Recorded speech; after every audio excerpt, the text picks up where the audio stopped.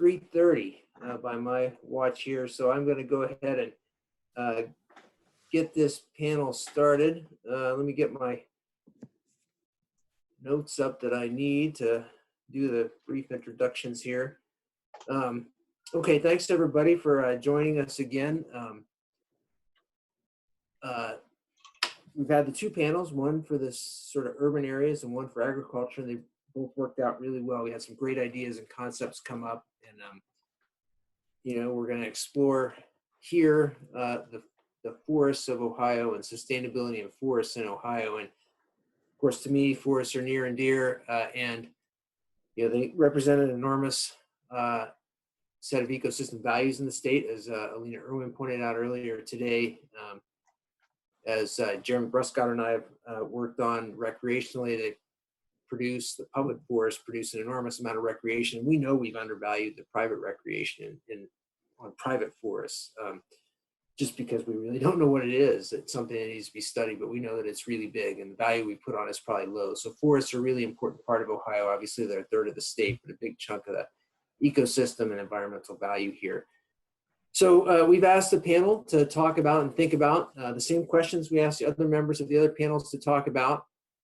What does sustainability mean to you? What factors inhibit sustainability in forests, and how do we address those factors? Are there any policies that Ohio is or isn't adopting that would make forests more sustainable, and are private businesses and consumers individually or in the aggregate playing a positive role in promoting sustainability? So we'll work our way through those as we have a nice conversation here with three experts in the area of sort of forests and forest amenities and forest values in the state. We have with us the Chief of the Division of Forestry at Ohio Department of Natural Resources, Dan Balzer. Thanks for joining us today, Dan. Jeremy Bruscott is a professor in the School of Environmental and Natural Resources at The Ohio State University. And Mark Urban is a consulting forester in the central Ohio area, and has been consulting for over 10 years. We retired from ODNR about, I guess, 10 years ago, Mark, and a well-known person who's worked broadly in forests in Ohio. So I thank you all for joining us. Others can read through those descriptions, invite you to provide extra information as you wish. We're going to just go through and I guess start out with the sort of first question to each of you. We'll go through Dan, then to Jeremy, then to Mark, and after that, everything's up in the air. I'm just going to start asking questions as they come up, either to me or to others who send things through in the chat panel. So Dan, can you start us off and talk about, from your perspective, what does sustainability mean to you, especially in the context, obviously, of forestry, but whatever context you want to put it in. Sure, Brett, thank you. So when we think about sustainability, even whether we're talking about our own state forest lands, which are public forest lands, or whether we're talking to a landowner about their private forest land, the key thing that we try to talk about is what does sustainability mean to you? So it could mean lots of different things to lots of different landowners. And so we really got to talk and think about, what are you trying to sustain? So you're trying to sustain forests in general, but what uses or what qualities of that forest land are you specifically interested in trying to sustain? And landowners have all sorts of things that they're looking at when they're trying to sustain their lands. They may be trying to sustain certain wildlife attributes, whether those are viewing or hunting. They might be trying to sustain some recreational use that they like to maintain on their own property. They might be trying to sustain some level of economic activity over a certain amount of time, and even planning for transferring those forest lands over to other members of their family down the road. So there's all kinds of different land objectives that landowners might be thinking about when they're thinking about sustainability. On state forest lands in particular, we try to promote and sustain forest management for multiple uses. So we're often thinking about different types of objectives and different types of uses, different types of user groups who all have their own ideas about what's important and how to sustain those important attributes. So we talk about things like the economic attributes of the forest land, different types of recreation. Some of it is high intensity recreation, others is pretty low impact recreation, like simply just using a trail, to recreationally hike and enjoy scenery, up to things like motorized APV riding. So it's a whole gamut of different types of recreational uses. And of course, you want to sustain the forest for the qualities of water and soil protection, um, and diversity of plant and animal life that can use those habitats. So there's all sorts of things that when we talk about state forest lands, we're balancing those all at once. So it's kind of a multiple use concept. And when you start thinking about sustainability, you have to sort of prioritize for each area that you're talking about managing. What are the sustainable benefits for this land area? And you can sustain some group of benefits for that land area. So in a nutshell, that's how I would summarize my perspective on that. Thanks, Jeremy. Yeah, sure. So I was reflecting on this a little bit. It made me go back to the literature and read a couple of review papers. And at the risk of sounding academic and maybe a little pedantic, yeah, sustainability. I learned something about sustainability going back to these academic papers, and one is that the term originated in forestry, and it originally meant never harvesting more than that expected year's growth, right? And so the idea was harvest was sustainable if we didn't harvest more than we expected, and we could keep it up in perpetuity.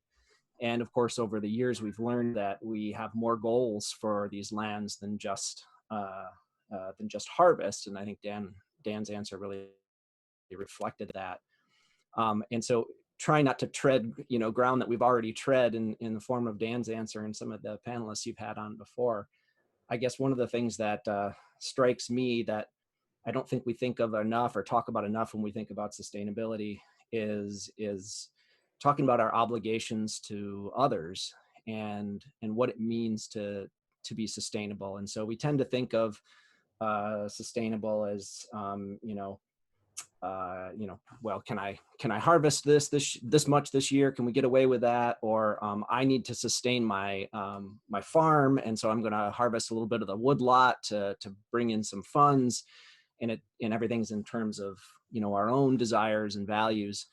And when you're managing public lands, of course, it's infinitely more complicated by the fact that you're managing for hosts of different values. But I think increasingly what's happening is as our society becomes more modern, and now 80% of us, 80+% of us live in cities, we recognize that what we do on these private forest lands or private farms has implications for everybody else. And you have to then ask yourself, what is the nature of my obligation toward everyone else? And I'm not sure that we have, I think that in and of itself would be a neat conversation. I'm absolutely sure that we don't have time to have it right now. But I think maybe one of the key questions that needs to be answered when you think about sustainability is to whom am I obligated, and what is the nature of that obligation? Thanks. Mark. Well, building on what everybody else has said, I'm going to take a slightly more targeted approach. And I guess I would define it, first of all, we're fortunate enough to work with a really resilient resource. We wouldn't have the forests we have right now in this state if it weren't as resilient as it is. So I would just say sustainability involves, is it resilient enough to perpetuate itself? And again, Dan mentioned, what are you trying to sustain? Because there are a myriad of different goals and possibilities within the forest.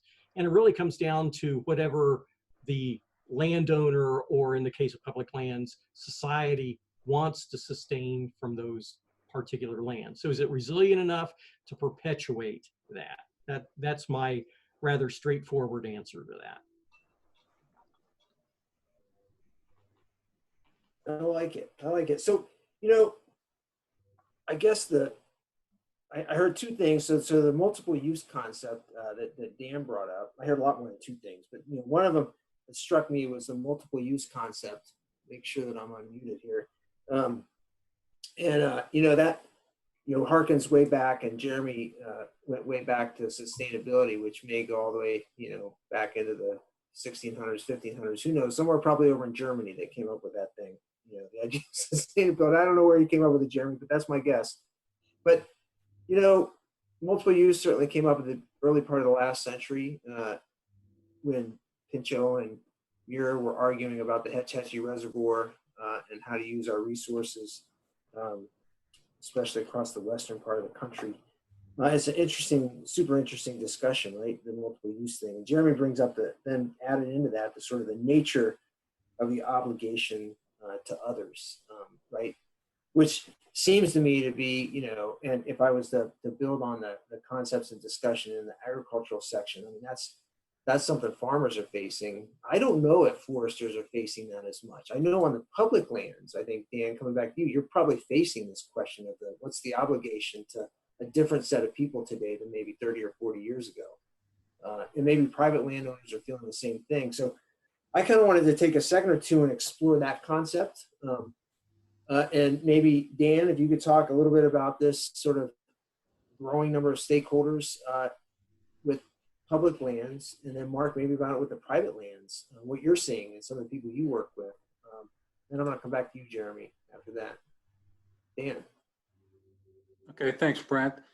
So yes, when you're managing from multiple purposes, the same land base, you do run into user conflicts, and you have to be cautious about what your actions are going to result in for those other user groups. So for a simple example, if you're planning a timber harvest, you need to be cautious about roads and trails and other recreational features that are in and around that timber harvest, and what's going to be the impact. And is it going to be a lasting impact, or is it going to be a short-term impact on that trail or on that recreational feature? So it is very important to think those things through, and make sure that you don't have unintended consequences to the action. The action that you're taking is very likely being taken for a very good reason. It's probably very well planned, very well thought out, and you have some specific goals and objectives you're trying to achieve by implementing that management action. So the key is to make sure you don't have unintended consequences, or at least you're trying to manage the unintended consequences that may occur to the other user groups. On the public lands, obviously, we have a lot of stakeholders. It's everybody's forest. Forest land is public, open for public use. There are some specific things that by law we are supposed to do in order to manage that properly for the citizens of Ohio. And so a lot of those are tied to economics. The land is supposed to be a working forest. It's supposed to be used in order to maintain certain economic features, not only for ourselves, but for future generations and for the existing, I guess, the existing forest industry in Ohio. So all of those things are sort of tied together. And when you make a management decision, it might seem like a simple thing at the time, but I think part of sustainability is thinking ahead and thinking forward about what the impact is going to be on other user groups, how other stakeholders might view those activities. So I think the key is to look at the science when you're doing that and determine, what does the science say is likely to happen as a result of this activity, and then how are those things going to impact other user groups, and can those be managed? I think typically we are more inclined to try to manage those things if they're short-term impacts. So you may have a short-term impact on a trail, or you may have a short-term impact on some other recreational feature. But what you're really trying to avoid are long-term impacts, things that are going to impact that other user group for a long period of time, either make it impossible or unenjoyable for them to utilize that forest. So that's sort of the way we look at it from state forest standpoint. So sustainability definitely involves a conversation, I guess. That's one thing I've heard from you, is that it involves a conversation with a wide range of stakeholders. And that would you agree or disagree that that group is always changing, or is that pretty stable from your perspective? No, I mean, I think there's a certain amount of change, like with all things. And I think the stability part of it is that user groups often are interested in maybe one feature of what you're doing. So the goal so I believe what you're saying about being conversational on these things is very important. You do need to communicate regularly with the user groups, and part of that is so that everybody understands that it is more than just the one use, the one viewpoint. It's a balancing act, and you have to give and take. It's like a lot of things, you could have conflicts, but the key to working out conflicts is communicating about those conflicts. And I think the same holds true for multiple use management. Part of that management is on the ground technical management and sort of trying to predict scientifically what's going to happen and how that's going to impact other user groups. The other part of that is communicating with the user groups and making sure they understand the potential impacts from either taking an action or avoiding an action. There's impacts to both of those things. Whether you choose to take action or choose to not take action, both are impactful on the forest. So I think it's two-phased. It's part of it's technical, and a large part of it is communication, making sure people understand and kind of resolving conflicts or perceived conflicts in advance if you can, but definitely on an ongoing basis, as people become interested in what you're doing. So. Yeah, that's really fascinating. I'm wondering if some of that translates to the private sector. Mark, I would wonder if you'd be willing to just sort of comment on that. I mean, you had a lot of time in the public sector, but now working with private landowners. I mean, is this same conversation as necessary with private landowners, and or should it be? So just kind of an open question there.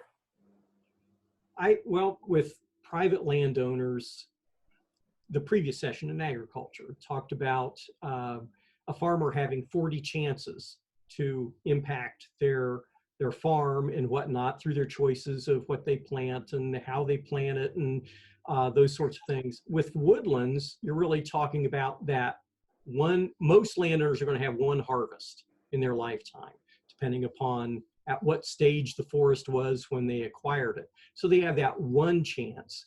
And it depends on what's driving the decision to have a harvest. Is it an immediate economic need? And with landowners, in terms of what responsibilities they have to other people, depends upon their relationship with their neighbors and how long they've been there, how well they know their neighbors, and how sensitive they are to their neighbors' needs. And then there's the broader societal ones where we always talk about the use of water quality best management practices, because someone lives downstream from you. And so you have those conversations as you're entering into a decision whether or not to harvest. And what's driving the decision will determine what balance point they strike. Honestly, most forest landowners in Ohio, woodland owners, don't own it strictly for the purpose of harvesting timber. It's more of a joy of ownership or wildlife habitat. They hunt, they like to hike, and those sorts of things. But so the timber is kind of almost, the timber value can be an afterthought, not with all landowners, but with probably the majority of them. And so they don't take the harvest decision lightly, certainly, but their sensitivity to what others may or may not need from their harvest outside of their immediate sphere of influence depends on what's driving the harvest decision. Yeah, that's great. I mean, it's interesting to hear the discussion about that from the responsibilities, everywhere from the neighbor um, on up to to society in general. I think that's interesting to think about.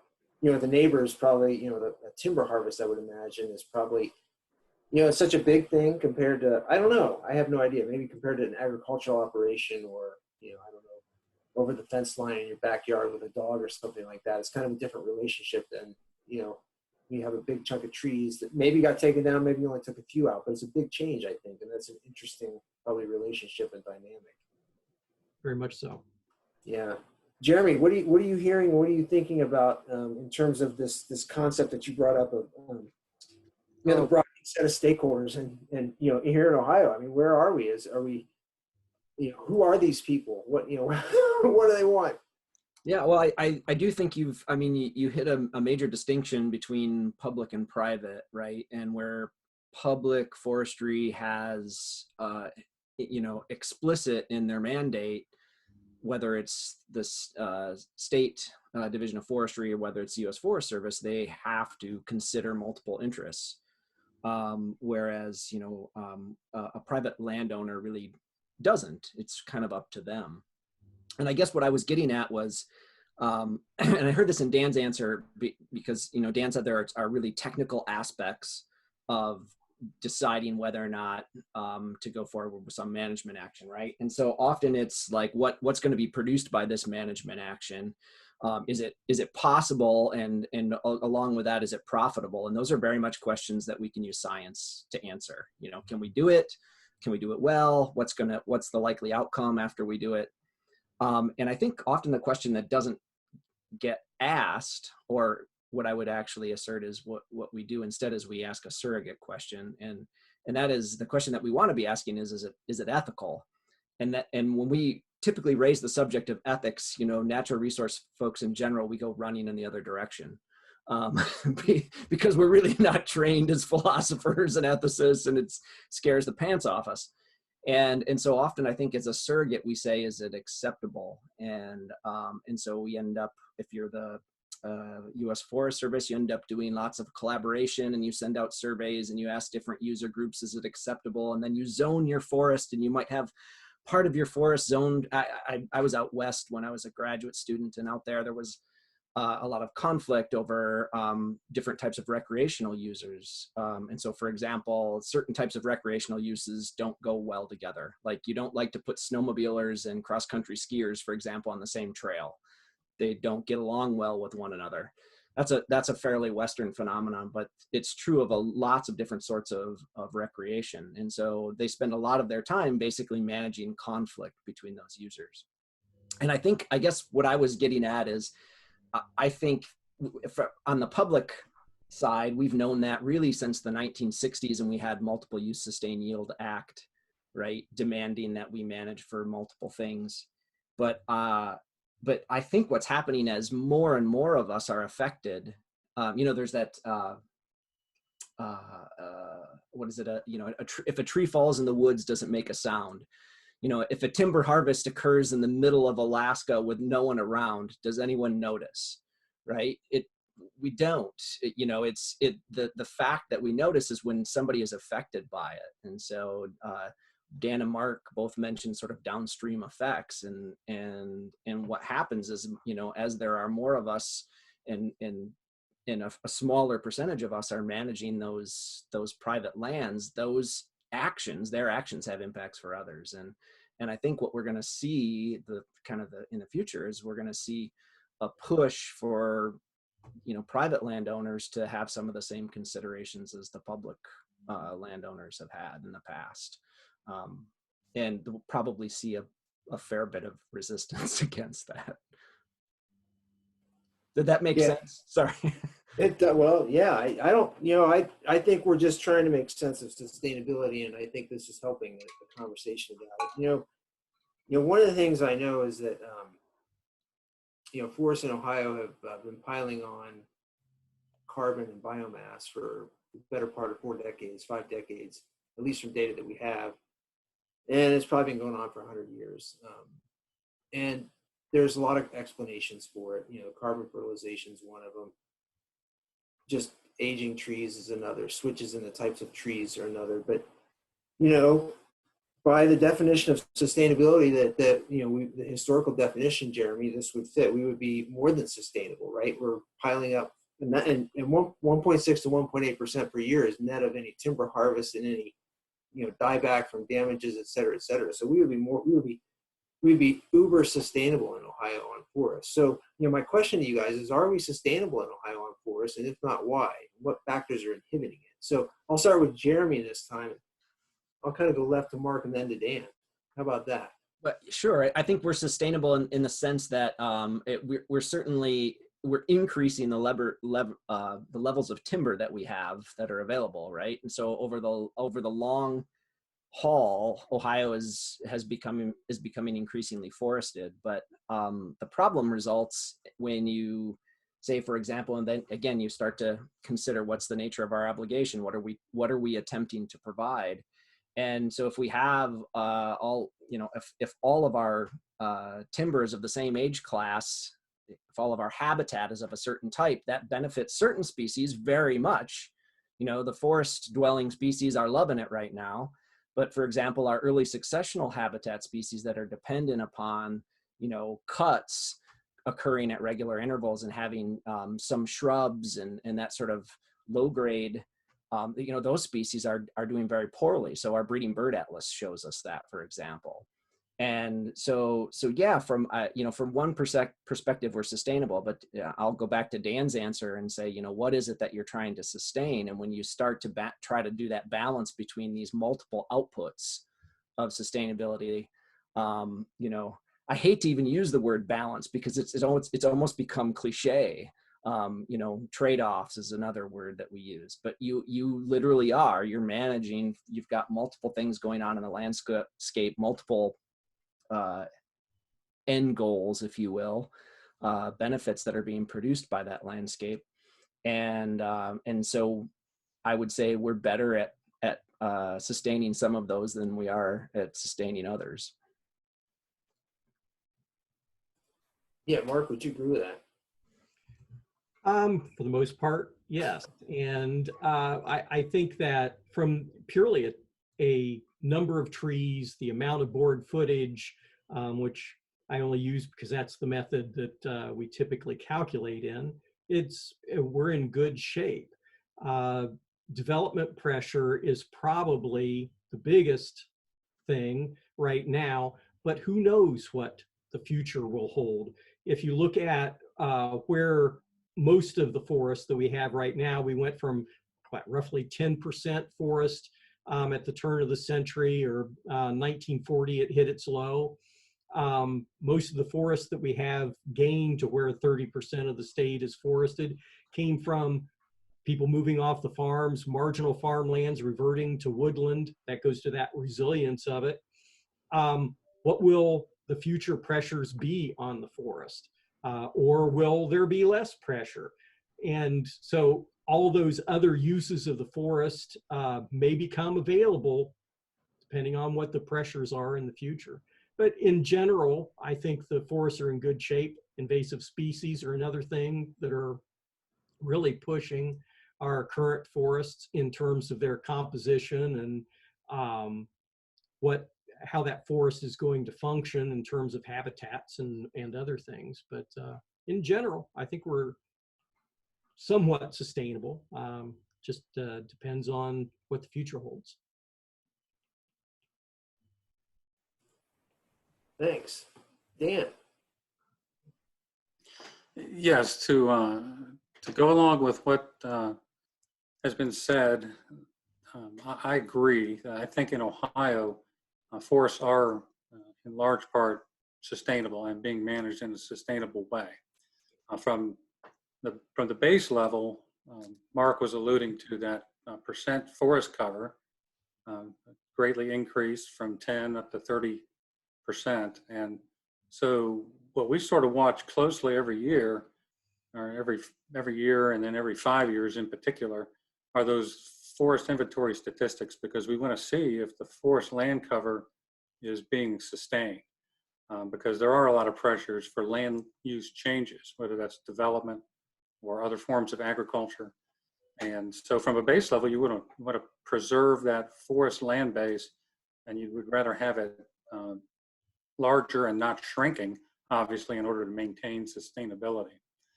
So we're always very happy to look at those statistics. It's been fairly constant for the last decade or so. It hasn't really grown in a way that we would like to see it, but it also is not really shrinking dramatically. So we're being able to maintain that base level of forest land in Ohio. More specifically, then, if you want to get into some more details, you look at how that forest land cover is broken up. And so the forest inventory data will also tell you things about the size class of different forest stands that are spread throughout the state.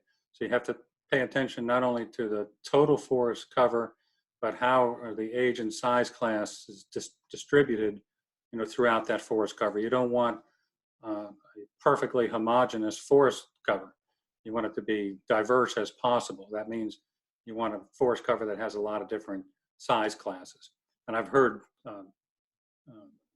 allusion to already several times having sort of that early successional forest type.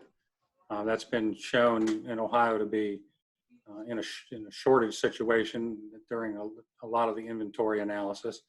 And so it's something you pay attention to. You just want to make sure that you have forests of all sizes and all ages in order to maintain that sustainability. On state lands in particular, strategically what we do is we look at 5% of our state forest land base every year. So in a course of 20 years, we'll look at every acre of state forest land. So the reason we do that is because we want to closely monitor just those things. We want to monitor how the forest is growing. We want to monitor mortality events, things that are negatively impacting that forest base, and also manipulate that forest land base to make sure that we have different age and size classes included in our forests. So it's very important that we do that monitoring and that inventory work every year so that we have a good idea of how that forest is growing. So then when we do timber harvests, for instance, we know how much of that annual growth is being removed from the forest in a given year. So from a purely mathematical definition of sustainability, you could remove up to 100% of your annual growth in that forest land in a given year, and you would still be mathematically sustainable. In other words, that forest is not shrinking, it's still growing. You're accumulating biomass every year, and you're accumulating the benefits that come from that biomass. So just as an example, on the state forest land in a given year, it's probably between 20 and 25% of the annual growth is what is harvested. So there's a lot of different reasons for that, and it goes back to that idea of trade-offs. We don't want to harvest 100% of the growth, because then all of the other uses for that forest land may suffer from that, or at least they won't be maximized. So in order to maintain the recreational aspects and the wildlife habitat aspects and many of the other things that we do, we harvest much less than 100% of the annual growth. We usually don't hit a quarter of it. So that's part of that trade-off situation. In order to maintain all of the other multiple benefits and multiple uses, you're going to maybe harvest a little less than what the math would tell you could. So, and then I like what Mark said about best management practices for erosion control and water quality. It does have those downstream effects. So that's the other thing that we pay strategic attention to, both on public and private lands, because we know that the soil is the base for the forest. And so in order to maintain sustainability of the forest, you have to maintain sustainability of the soil resources. So that's why those best management practices for logging are so important. And those are applied both on public land and private land as law. And so that sort of protects that element of sustainability from a strategic standpoint. Thanks. One of the questions that came up was a question of fragmentation, and I'm wondering if you guys can help me understand a little better this issue. So, in the conversation, let's see, I'll say there's like three dimensions or four dimensions of sustainability that have, I don't know, scientific sustainability that have come up to me in the conversation. One is that you want to have various age classes. So you don't want to just have all old trees or all young trees. You want a number of different age classes. And this benefits the forest as well as species. Early successional types to provide habitat for birds or other animals that would rely on browse opportunities. So there's that aspect. Then there's different types of trees. So we don't want an entire forest of we're not like the Pacific Northwest with just Douglas fir, right? We've got a wide range of species in Ohio, the northern hardwood types, and so we want to maintain that. We've got people, we've got lots of people in the state who have different objectives for forests. Obviously, they can't force private landowners to do things, and we wouldn't want them to, but they have objectives for things that happen out there. So all these elements are important. Then there's this issue of fragmentation, which I know is critical. And I think Bill Stanley made some reference to that issue earlier today in his discussion about some of the things we need to work on in Ohio. What's your perspective on fragmentation? I mean, how, is fragmentation just providing a different age class distribution, or is it really something different? Why don't I start with Mark and then sort of go to Jeremy and Dan? Well, certainly fragmentation has been discussed for quite a while. As the forest gets chopped up into smaller and smaller pieces, it's not only the individual patch size, it's how it's divided among ownerships, what we call parcelization. So all of that impacts how the broad management scheme can be applied to a woodland. And certainly the smaller the patches of forest, it affects the type of habitats you have, the kind of interior conditions you have in the woodland. I think in southeastern Ohio, it's not as big an issue as it is when you get up around more of the large metropolitan areas where people are getting their 5 acres of paradise, and I'm one of them sitting on my 5 acres of paradise right now. And it is an impact on how the woodland can be managed more holistically, I guess. Jeremy. Yeah, I would echo that thought, and then basically add that, so as it can be both a good thing and a bad thing, right? So it inhibits the manager's ability to kind of holistically manage a large connected forest, if you will.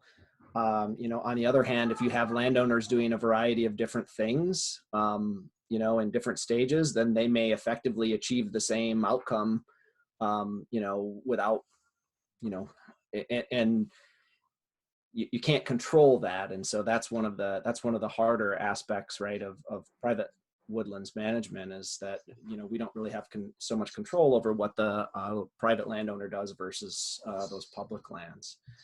But yeah, I mean, Brent, you and I had a side discussion about this, but I think one of the things that kind of goes on in the background that affects sustainability, and it's related to fragmentation, is just these sort of long-term cultural trends and economic trends that impact how people use their lands generally. And so when I was growing up, a lot of farmers typically had a wood lot, and the wood lot was often harvested maybe for a few bucks here and there, but a lot of it was just for burning wood and wood burning stoves for heat.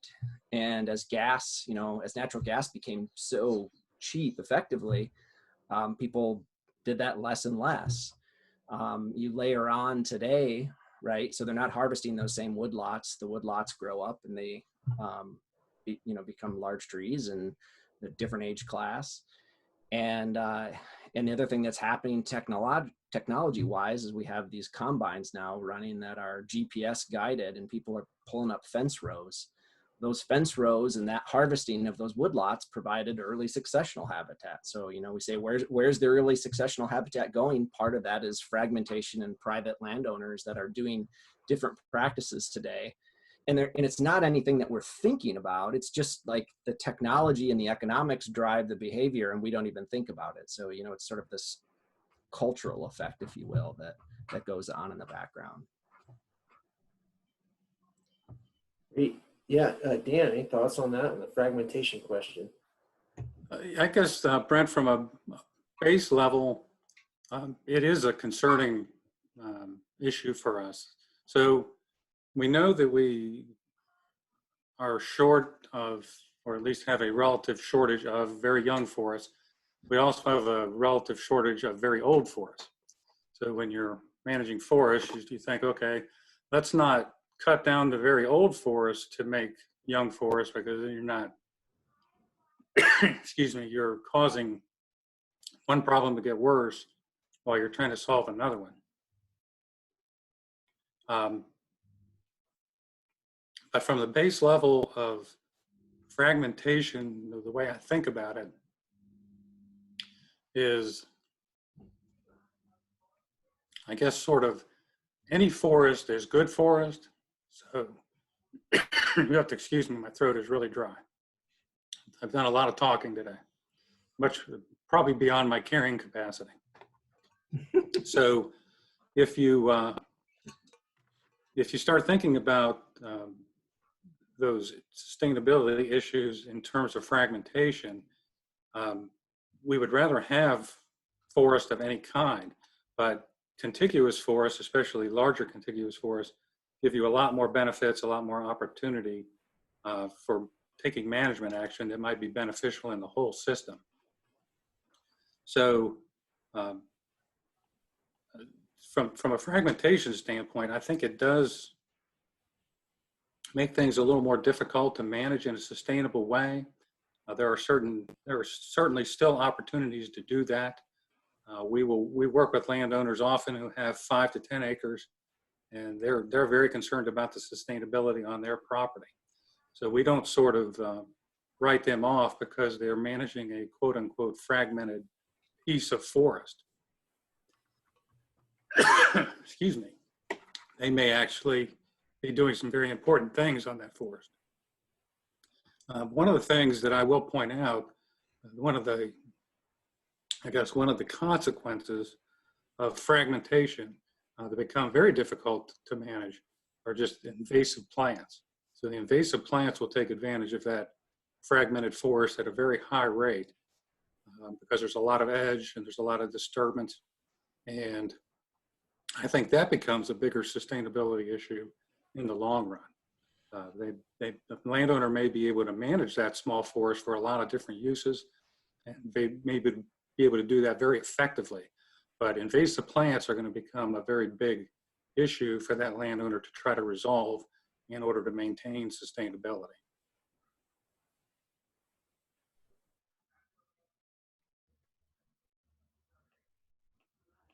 Yeah, keep doing that. Feel free to take a break if you need to do that, to get a drink of water. I did notice that as soon as you said that, Jeremy just took a big glug of water from whatever he happens to be drinking. So he was just, he couldn't even hand it to you. He was just making fun of you. So. I was trying. I was. Yeah. Jeremy's a lot smarter than I am. He was prepared. Yeah. Well, feel free to take a break if you have to go get some water. That's no problem at all. I was going to come to you first on the next one, but I'll hold off on that. You know, this interesting question of fragmentation also, Laura Fay, when she asked it, was thinking of the issue of climate change. And so two things have come up is climate change and invasives. And, you know, we didn't talk about this necessarily when we were having our discussion last week, but, you know, climate change and invasives are two things, these sort of external things that are, you know, coming in, and we hear a lot of discussion about them that potentially they could affect the sustainability of a lot of different things, but forests in particular. And maybe forests in particular because of the relatively low level of management that actually does occur on them. You know, when farmers see invasives, they use pesticides. You know, we don't have the economic activity to do that in forests. So, you know, these shocks that come from the outside, how are they going to affect sustainability in our forests in Ohio? Why don't I jump up to Mark for that one? Well, emerald ash borer is a great example. And the woodlands that I work in my area, well, the wave has gone through, virtually all the ash is gone, but it's lays jackstraw all along the forest floor, and it's then you take the holes that have been punched in the crown by the loss of those ash trees, you get sunlight down to the forest floor, and that just is an invitation for invasive plants. And this is in some relative core forest areas. So you got these holes in the canopy, and you have a ready seed source next door, and away you go. So then you've got to deal with that before you can really get at any of the other sustainable activities of timber harvest or recreation management or any of those other activities that people own the forest for in the first place. So it just kind of snowballs. Jeremy?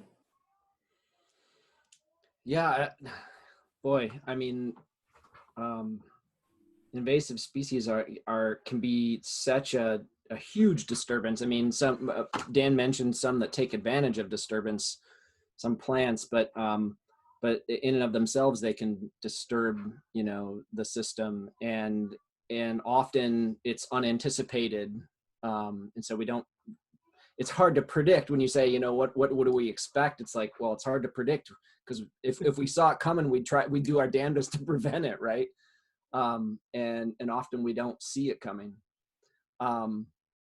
So, you know, I go back to, you know, that question of what is the nature of our obligation, because I think in part,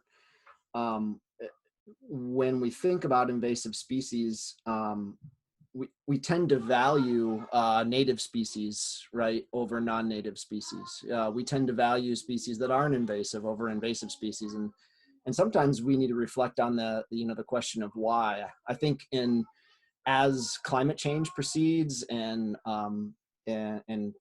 temperatures warm and there are other effects, you're going to see those conditions are going to favor, you know, different species, and we may be having the conversation of, well, hey, this species wasn't native here before, but it's going to do better here given the current conditions. And that's going to challenge, I think, a lot of the sort of I don't know, the general tendencies of foresters and other natural resource managers that, you know, to sort of disfavor those. And we're going to be asking questions like, you know, what role does this play in the ecosystem, and can it serve the role of something that is a quote unquote native and that was here before? Can it do the same thing? And therefore it's actually serving a purpose that is beneficial overall.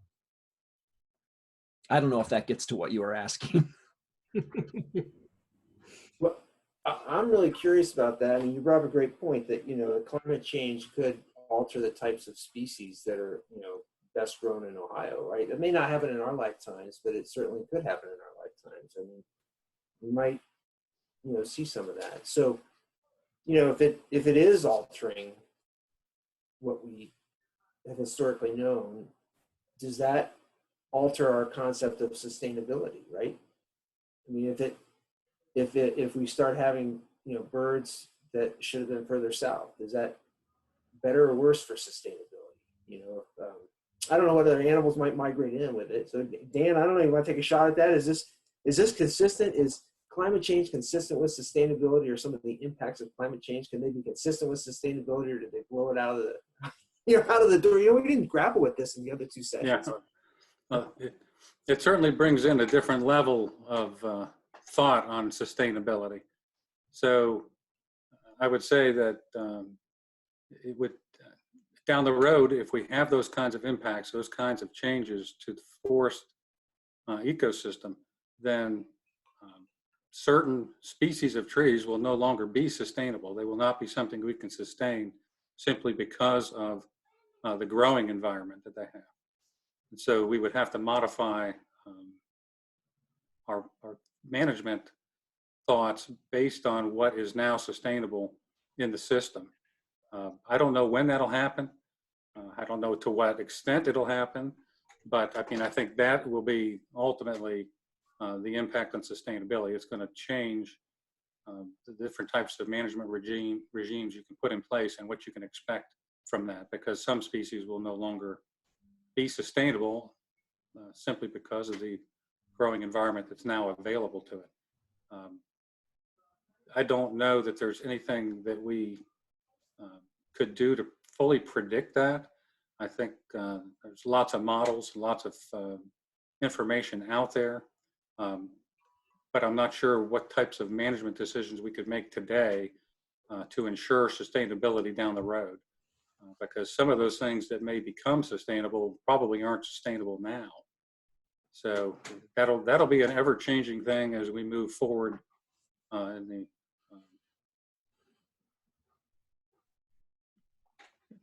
ever-changing world of forest management, if you will. I mean, that'll be one of the many things that changes, through time. We've had changes forced upon us by unexpected pest invasions and things like that, where certain species of trees were no longer, some very important trees were no longer sustainable in the system because of pathogens and things like that. And I think this would be the same situation. When that occurs, whoever the current foresters are trying to manage that situation, it'll change the playing field for them, and they'll have to look at species differently. Some species will no longer be part of the mix. Other species that weren't sustainable before are suddenly not only sustainable, but perhaps preferable. Wish I could see down the road, Brent, and tell you exactly how that's going to play out, but I can't. It's hard to imagine exactly how that might unfold down the road. Yeah, I bet in January though you would have predicted we'd be all sitting in our houses for 2 months, wouldn't you? Yeah. I probably would not have. This is great because this is a new, so we have these 2 other sustainability panels and so for forestry, it comes up and it's so obvious when you think about it that, these trees live a long time. So when you're thinking about your forest, you've got a long time frame. And having to make decisions when there's lots of uncertainty is really problematic, right? I know there's huge uncertainty in agriculture, but they're talking about a growing season. They're not talking about, 10 growing seasons or 40 growing seasons, right? So, and the same thing in urban areas. Urban areas, they have, building urban infrastructures. Actually, it's maybe very similar. We didn't talk about it there, but, urban infrastructure lasts a long time. Roads last a long time. So, this concept of making decisions under uncertainty when you have, big consequences, I think it's a critical thing. It's an area in forestry that, I don't know, Mark, how have foresters dealt with that over the years? Because it's not new. This is certainly something they've had to deal with. Well, as Dan was talking, and you mentioned the shift in species, how's that affect things? One of the things we've noticed is over the last, 20, 30 years is a shift from more oak-dominated systems to red maple. It's a great generalist. It occupies, and it was considered not desirable because just the markets weren't there for it. But the industry's learned how to dry it. There's an ample supply of it. It takes staying well. Now it's actually more valuable than some of the traditional species that were considered economically desirable. So markets can shift and adapt. And if we're going to keep forest on the landscape, it's got to be economically viable for landowners to keep it and such, or they'll be incentivized to convert it. So yes, we have dealt with it on a small scale, not like what we're talking about here, but it just shows some of the adaptions that can take place. Yeah, I like that. Well, so this is great. This has been a really interesting conversation, and just conscious of our time, about 5 minutes left in the panel. So I want to give everyone sort of one last sort of opportunity to talk a bit about, from your perspective, these stakeholders that we talked about include a lot of people. What is the role? We talked a lot about this in the other panels, but what's the role? I really want to get into that. What's the role of consumers, of businesses, of other people in driving some of the decisions that get made on private forests, right? So what's the role of some of these external organizations aside from government? But what's the role of something like the FSC, sustainability certification, et cetera, et cetera? Do these play any role in improving sustainability, or are they just simply things to think about, but they don't really help at all, right? To get the context of that, but if you just think about that, that would be great. Let's start with Jeremy, Mark, and then Dan. Give Dan the last word. How's that?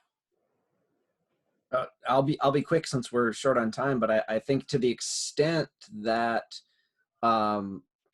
consumers and the organizations that represent them are able to drive sustainable practices, and I say to the extent because I think that's a big open question, right?